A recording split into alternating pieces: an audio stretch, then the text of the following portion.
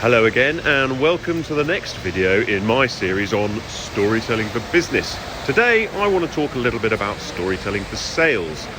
Now you might not know much about the tango, but you probably do know it takes two. Sales is a tango in that you need a seller and a buyer. I'm going to go a little bit further than that. Sales is a love story between supply and demand. And in that spirit, I give you my simple 4-step plan for telling the sales story to capture the hearts and minds and cash of your buyers. Number 1, make the customers the star of your story. This might seem obvious, but I hear too many sales pitches spending too long talking about the product. Yes, your product's important, but your customers are more important. They need to know how your product or service is going to help them and their business. If a customer doesn't think they're the center of your world, they'll do business elsewhere. Which brings me on to 2, do your research. You really need to understand in detail the business your customer operates in, their challenges and the environment. You must get to know the characters you're dealing with. If this love story is going to work out, it's got to start with a firm foundation of trust. So you need to be able to empathize deeply with the people you're selling to. We advocate going further than you've possibly been before.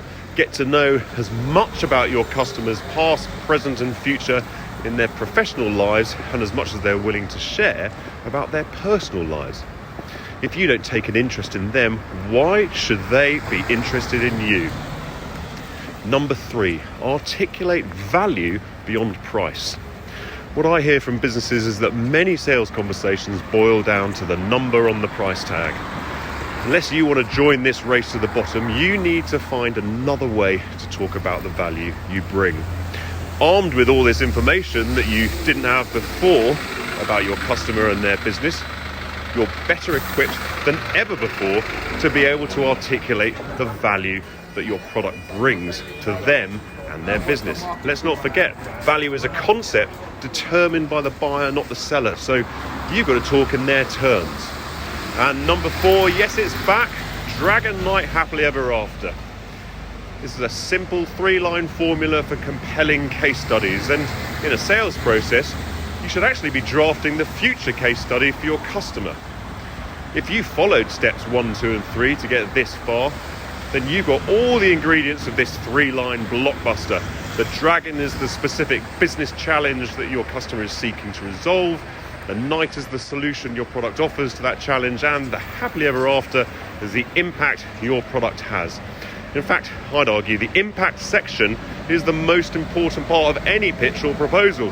It speaks directly to what you can do for your customer's business. And it's very likely that this slide is the one that your customer's CFO will look at more closely. That page has to make sure that the investment for your product or service is a complete no-brainer. Often it's the page most neglected. Why? Probably because it takes effort, research and understanding to craft for each customer. I know a UK MD of a global SaaS business who runs impact slide clinics with every pitch. That's how important they are.